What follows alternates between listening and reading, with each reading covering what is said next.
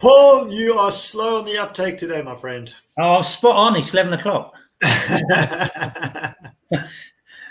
Anyway, morning, good afternoon, good evening, everybody. you do it. Go on. I trust everyone had a fantastic weekend and you are bright and ready for the week ahead. For all those entrepreneurs on this call today and would-be entrepreneurs, I trust you're ready for this one. Oh, yes. The 7 steps to goal achieving. Now, to be fair, I have to be totally honest here and say that I have here goal mapping, right? Brian Main's goal mapping. Now, I bought this many years ago and never read it. Years old. Never read it. But with our business, they had a section on this recently. Well, in the last 3 or 4 months, I think. But anyway, the 7 steps to goal achieving. So we're only going to do step 1. All right. So, and the reason being, it's so, there's a lot to it. So positive thinking is the foundation stone of goal setting and goal reaching. What do you reckon on that? Have you got to be positive? Yeah, positive thinking as a foundation, yes. Yeah. Beyond that, no, as a foundation, sure. I think positive thinking is most definitely key. Let me ask you something other than that then. We all shape our own lives, in brackets, as adults. Okay, because we know children can be obviously influenced big time when they're younger. We know that.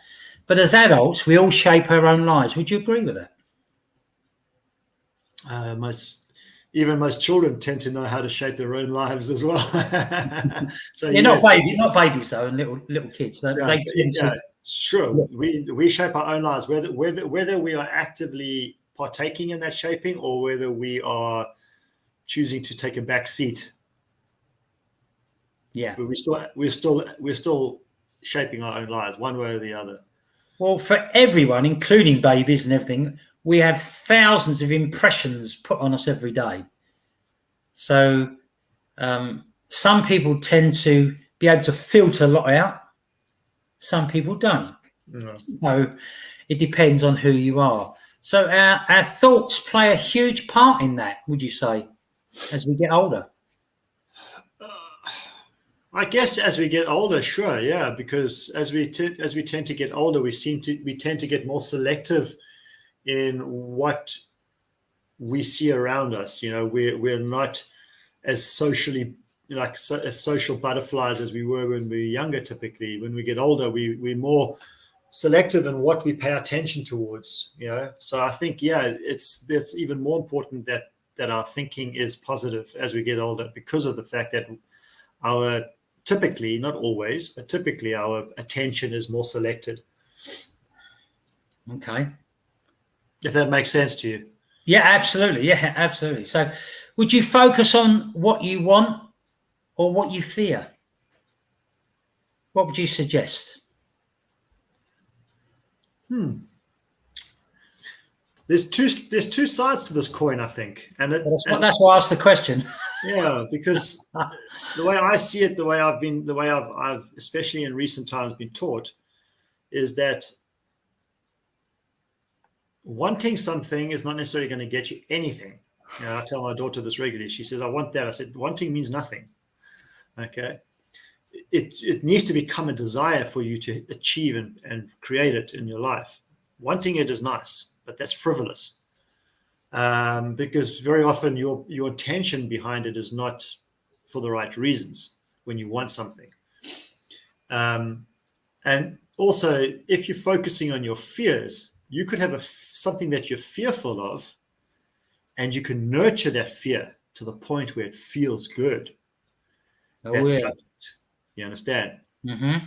Yeah. So you can take that fear, whatever it is, and you can work with it and nurture it and mold it to the point where that fear no longer is a fear in your life. And that's now something that feels good for you.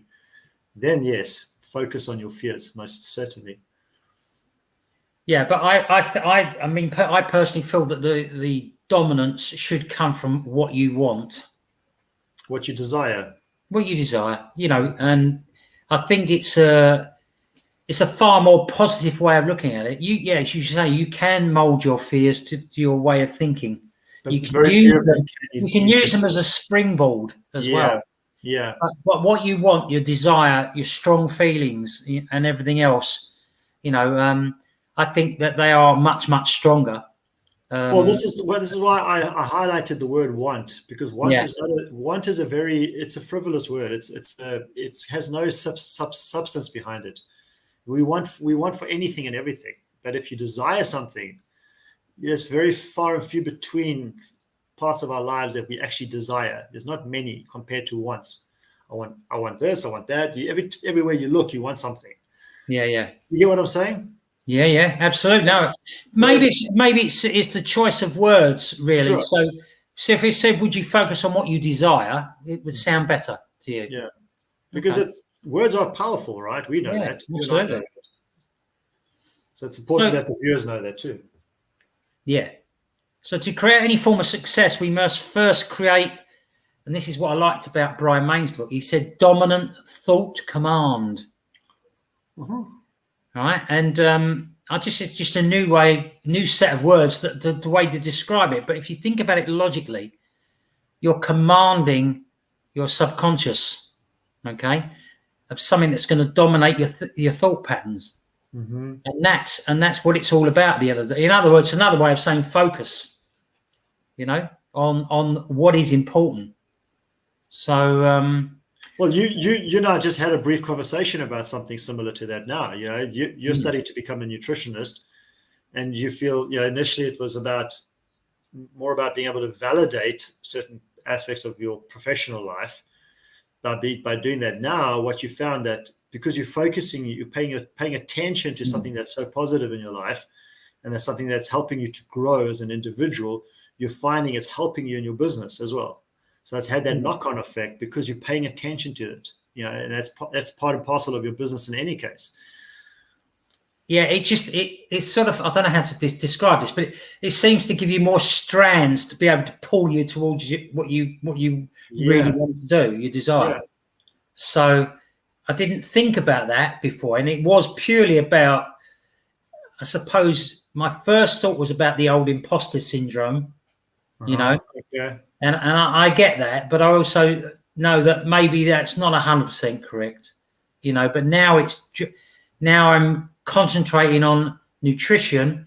It's pulling me more towards my business than it ever was before. So it's great. It's working anyway, whatever it is. So okay. So how do we go about? So we talk about the 7 steps to goal achieving, and the first one is dreaming. Okay, the dream, the want, the desire. So how would you go about focusing on that, just that one thing?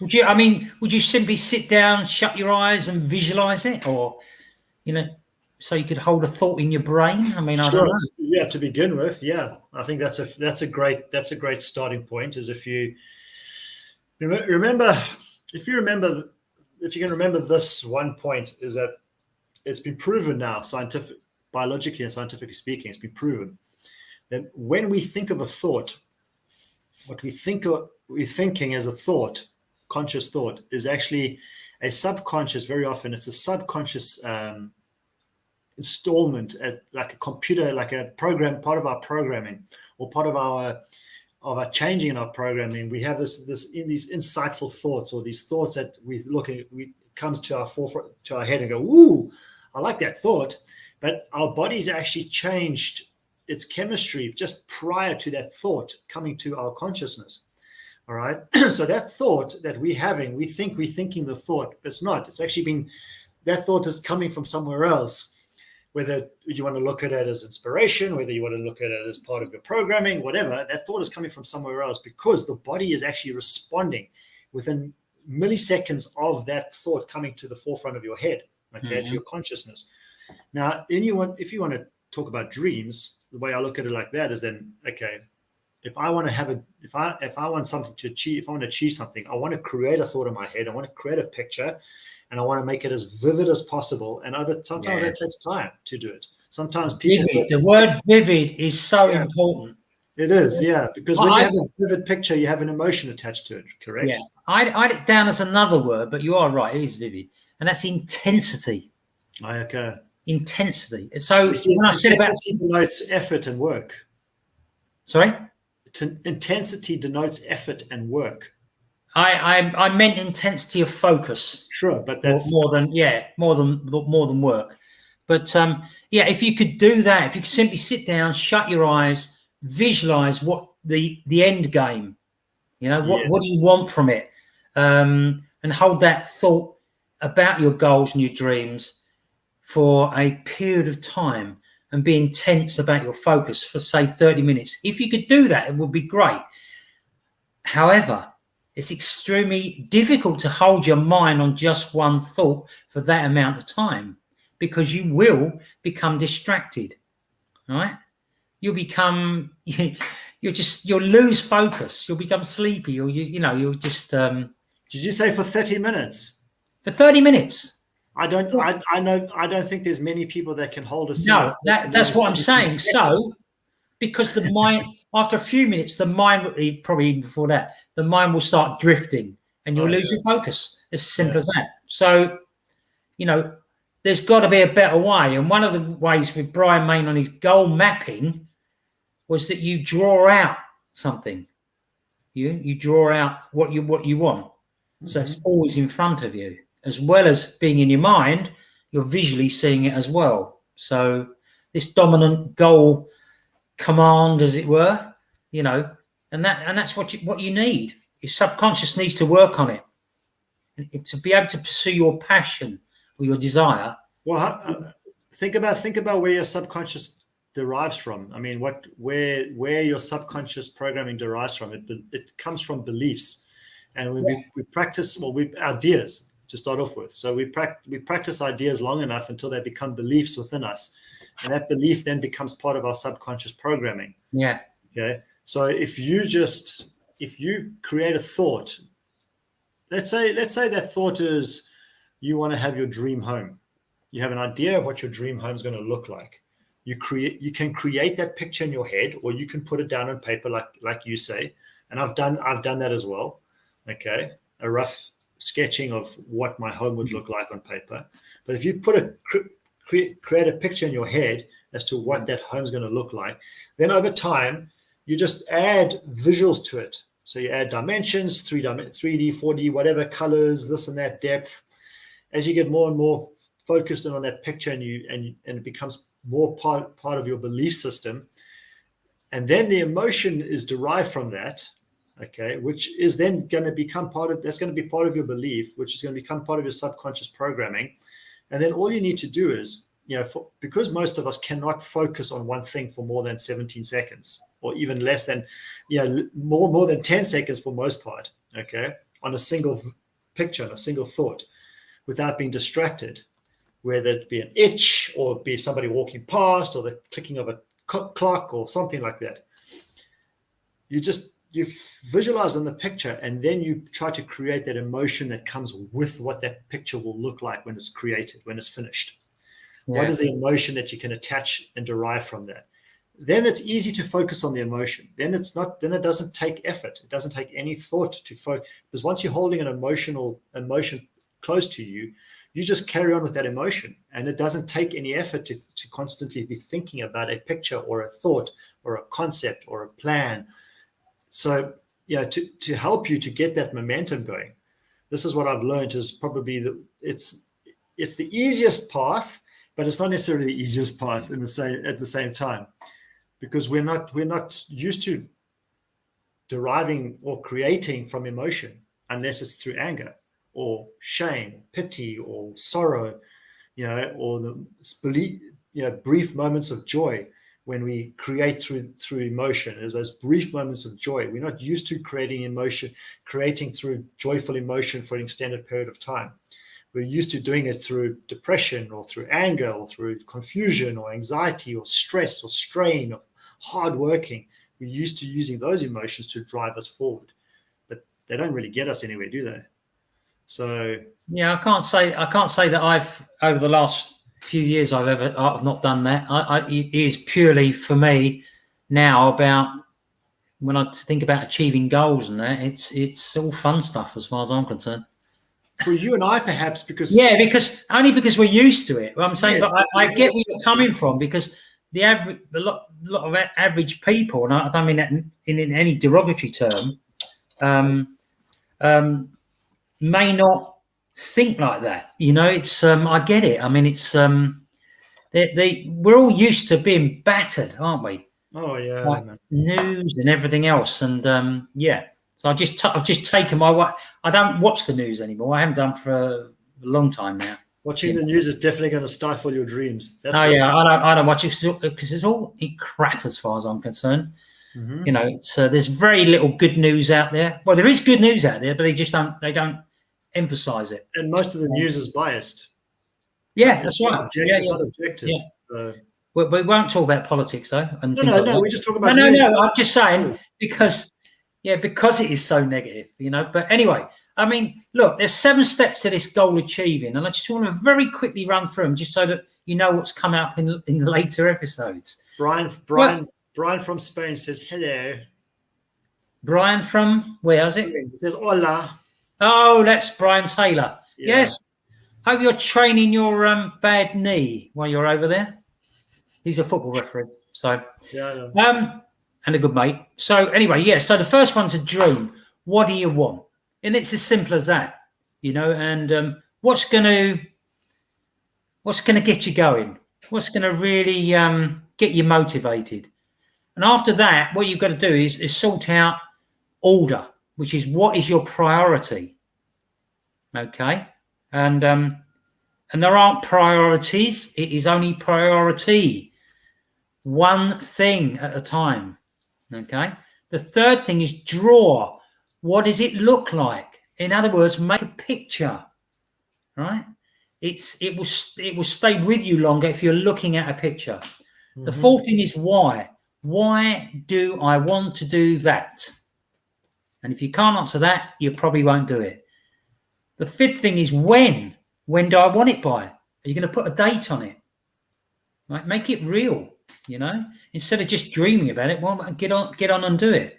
How? Also, don't.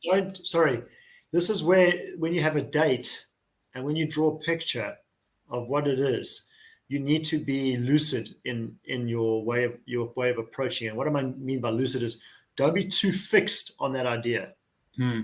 Because sometimes we have an idea in our head and it's ego driven. Okay, I need to achieve this by this date because it's something urgent for us. And our ego is now thinking about what the potential date is, what the outcome, the deadline needs to be. So don't be too fixed on that. If you can see that by you coming close to that date and you realize I'm not going to reach it, don't hold yourself back. Don't say, oh, I'm failing. No, you're not failing. Yeah, definitely. It just means that your time has not yet arrived, but it will be coming. So long, and you can just keep pushing it, keep pushing that date back until eventually you. But the mere fact that you've got a date to start off with is motivation in itself. Yeah. In other words, if you're pressing for 100, no matter what you're doing, pressing 100 and you get 75, it's brilliant. If you got 50, it's still extremely good. I mean, yeah, it is, isn't it? I mean, you'll get the 100 sooner or later, but at least by setting the 100, you're so far down the scale, and it could be training, it could be exams, it could be anything at all. It really doesn't matter what it is. So, back to my little list here. Number 6 was Paul. You're in your list. Yeah, I know. But how will I achieve this? In other words, you're going to have to break it down into some kind of action plan. Okay. And the last thing, and this is the one that people miss, is who. Who can help? Whose help will I require? Right. And that is crucial, whether it's a mentor, a coach, it could be an accountability partner. It could be an expert, someone expert in one particular piece of the puzzle that you need to get right. So, there's lots of pieces to this, you fulfilling your dream, and it doesn't have to be complicated, the dream, but, gradually you will have to fill those bits in. And, but it's just a guide at the end of the day. You ask yourself the question, or the questions, and then you act on the answers that you get, and you do the very best that you can. And that's all you can ever ask for, really. But it is about planning for success. We have to make sure that we've got a conscious reminder in front of us to keep us on track. Now, we are both using an accountability partner at the moment to keep us on track. And I have to say, it has improved things. Because it makes you think, oh God, I've got to speak to him. I've got to speak to him in 2 days' time. I haven't done this, and all this. So hopefully you don't get to that stage. Hopefully you've done it before you even think about not fulfilling what you're supposed to be doing. But sometimes life gets in the way, as we say. Life will always get in the way. And this is why it's so important that when you do have a dream, don't be fixated on the plan or the outcome. Oh. This is the other thing, is that we have a dream and we think that's what we want. Yeah. Let's say for example, okay. I was listening to Orrin Woodward talking yesterday. All right. And for those of you that don't know, he's in our industry. He's one of the most successful individuals that's been in the industry. And he's a great teacher and trainer and mentor. And he was talking about how, you have two ladders, or not two rungs, but two ladders in life, typically. You either have the right ladder or you have the wrong ladder. And when it comes to finances and our career path and things like that, most people choose the wrong ladder. And they end up lying to themselves throughout life, denying the fact that they've chosen the wrong ladder. And initially, they may not know that they've chosen the wrong ladder, but they do one day either come to realize it, or they're presented with an option, all right, for them to potentially move from one ladder to the next in order to fulfill their dreams. Because being on the one ladder, i.e. the career path ladder, is very seldom going to ever help you reach your dreams. Okay. And if I'm talking about dreams, I'm talking about big picture dreams now. I'm talking about, being able to travel the world whenever you want to, perhaps, or being able to have the house of your dream, or be able to live in a country that you choose to live in, whatever that may, or being able to take 6 months of the year off, that kind of stuff. These kind of dreams on a career path basis, on that ladder, you're very seldom ever going to reach those dreams. Very few people will. But if somebody then comes to you and presents an idea or concept to allow you to move from one ladder to the next, to help you to reach those dreams, whatever they may be, most people will deny that, because they in themselves, they become so used to and comfortable lying to themselves. It's nothing derogatory about this. Okay, it just is what it is, because they don't want to be facing the reality of the fact that they have to work 60, 70 hours a week in order to achieve an income level that is sustaining their families, yet they don't see their family, or their health is deficient, or whatever the case may be. But there's no balance in that scenario. They're putting all their attention to one thing, and they start to despise that one thing. And then because of that, they lose sight of their dream. And they realize eventually, I'm never going to reach my dream like this. But then they will lie to themselves when the opportunity is presented to them to change and to create something, do something for themselves and their families, and create a dream for themselves. Actually be in control of realizing their dream for themselves. And this is the one thing about a dream, is don't be too stuck on the process or the plan or the dates, because life happens. Life takes control as well. Sometimes we think we know what the path is going to look like, and this is why we write it down into a plan. But the universe or life is bringing us other opportunities and other options. And because we're so focused on one thing, we're missing all of this other stuff coming. past us, and we're just like standing on the side of the road, and cars are just coming past, or you're floating in the middle of the ocean, and you're asking for God to save you, but ships are coming past, but you're waiting for God to come and save you. But that's what the opportunity is, is providing the boats, providing the ships to come that are coming past to save you. And this is the same in all aspects of life. The way I see it is that it's so important when you have a dream, is just to be open to what you don't think is possible. Yeah, don't be so fixated on what you think is going to be the outcome, because very often you're going to get a nasty surprise. And sometimes it's later than sooner. And if it's later than sooner, then it's just going to take you extra long to get to where you wanted to be in the first place. I think it's. I think once you've found the new ladder, I think then that's when the blinkers will come on a little bit. You've got to be aware of everything that's happening around you, but you also have to have filters. Mm-hmm. So that you can filter what is insignificant or something you're never going to use, or yes, yeah, and things that you might use in the future. Just stick down in a book somewhere and just make a little note. Forget it. Keep it safe, and you can always go back to it. But what people tend to do, as you say, is they stay on this ladder. They may not be able to even go up to the next rung.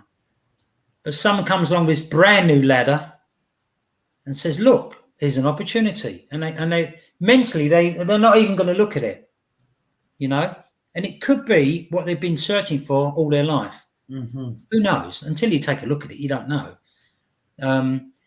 It's a balancing act, and but there are lots of new ladders. There's always new ladders. There's always new ladders. There's always new opportunities coming up. Some ladders you don't even have to climb. Some ladders they just take you to the top. Yeah, absolutely. It can be. I would say it's more like a slide. An uphill slide. Rather than the ladder. But yeah. So we were talking about the subconscious earlier when we were talking about dreams and that. So bear this in mind. Number one, watch what you say to yourself. We talk about this all the time. The monkey chatter that goes on inside your brain. Make sure it's good stuff going on as much as possible, right?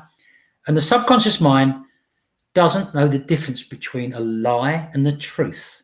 Mm-hmm.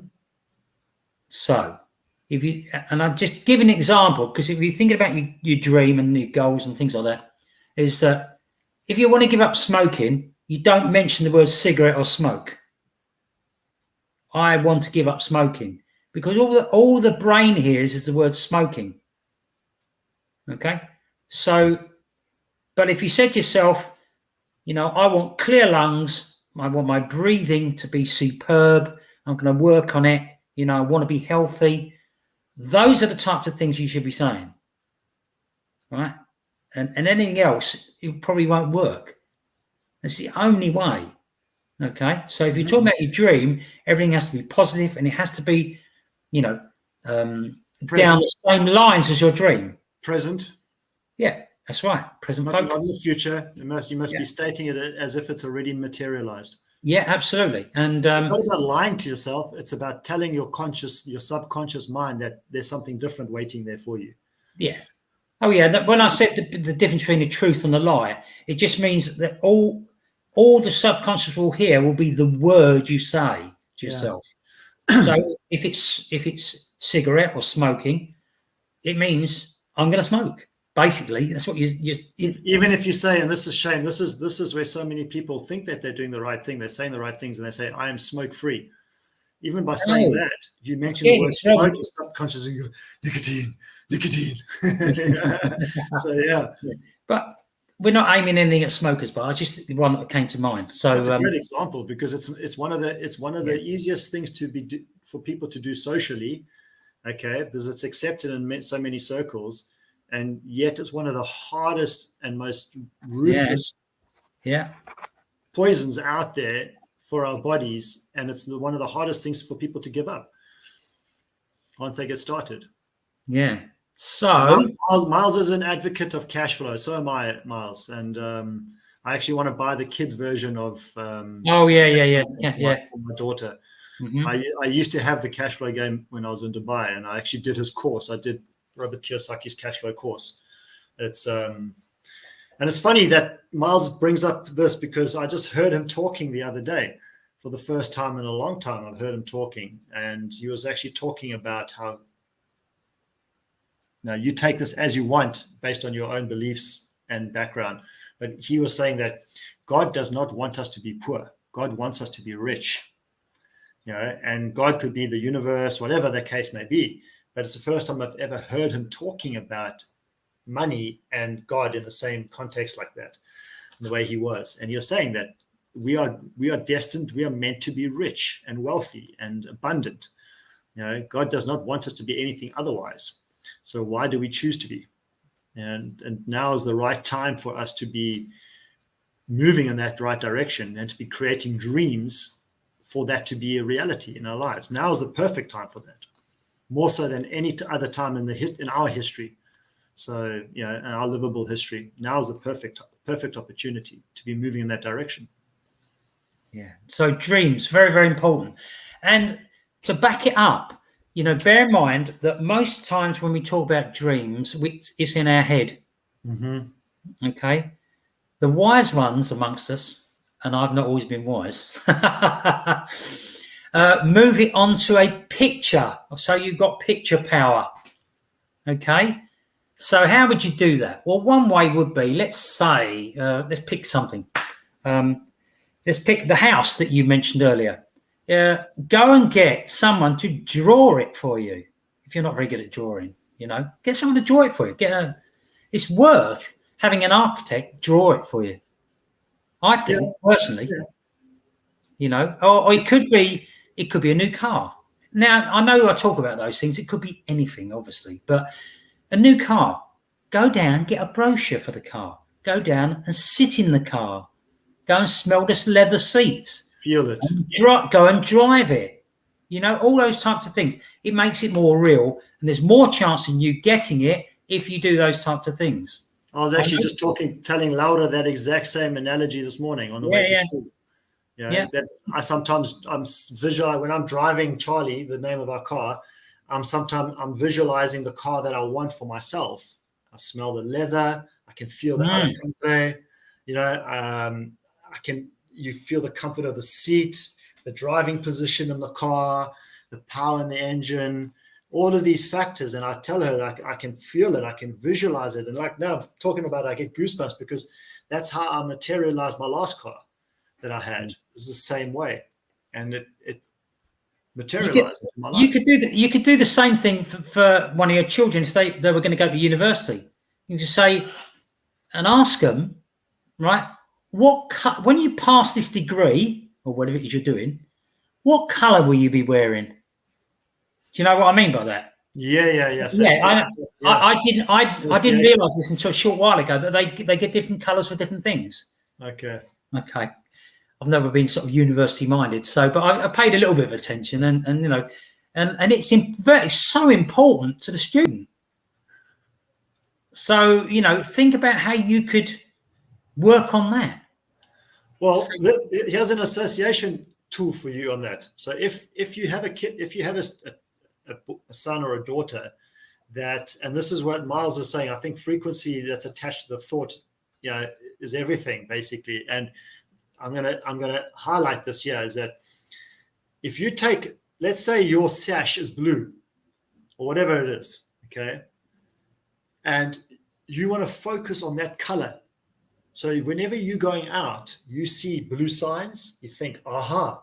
You see a blue sky, you think, aha. You see a blue this, you go, oh, and it will keep reminding you of what your dream is.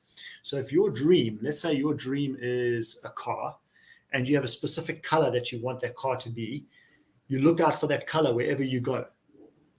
Okay. Now, obviously, if it's a kind of gunmetal color, then you're not going to think specifically that color necessarily. It could be black or blue, or whatever, because you're very seldom going to see that color around.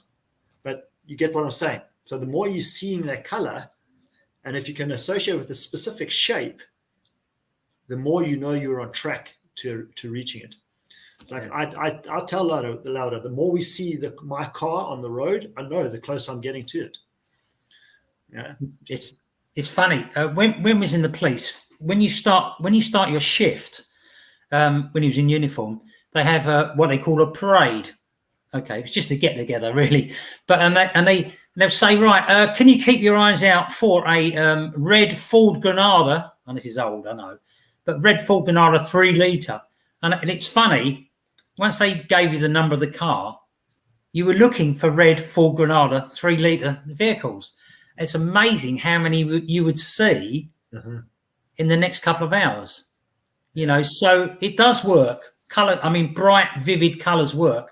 And luckily, these sashes they have are all really nice colors as well. So in universities, so it can work for anything. It's not just that. So you keep your dream in front of you by doing different things, and that's the whole crux of everything, really. If you think about it, is not to lose sight of what you want. Okay, as long as it's ethical, honest, and decent and whatever, then that and you're not conning people and things like that. Then that's great. Your dream is what you want, and you should have it if you work towards it. So, I mean, look, this is the type of subject that we could talk about all day. And so work on your dream. That's all I'll say. And come back and give us some of your results. And let us know how you're getting on. Yeah, let us know. Maybe if you start applying some of the tools that we've spoken about today, who knows when some results will start popping up. Yeah. And if perhaps you're listening and you've used some tools yourself, don't be shy to share those tools. Sharing is caring, and the more you share those tools that you have that have been successful for you, the more likely it is that you will start to receive more good fortune in that area. Yeah. So I've got one thing to say before I go, and that is, I saw this quote: "The one without dreams is the one without wings." Yeah. Do you know who said that? No. Anyone? Muhammad Ali. Oh, okay. Yeah. So one of my heroes. Loved him, boxing wise. And that's great. So with that, we're done. I'd be interested to know what some of your dreams are. Let us know, please. And thanks to Brian and Miles for commenting. And yes. Great point. I think I'll get cash flow again. It's like everything. Where do they go? When you get these things, where do they go? So lovely. All right. Well, everyone, have a great day. Rest of the week. And go and enjoy it. Enjoy your dreams as well. Whatever it is that you're doing, have fun in the process. Trust yourself. Absolutely. Okay. See you later. I wish you all the success you're willing to work towards. Speak to you soon. And see you on Wednesday on healthierlife.tv. I'll be there. Same time, same place. Same back channel.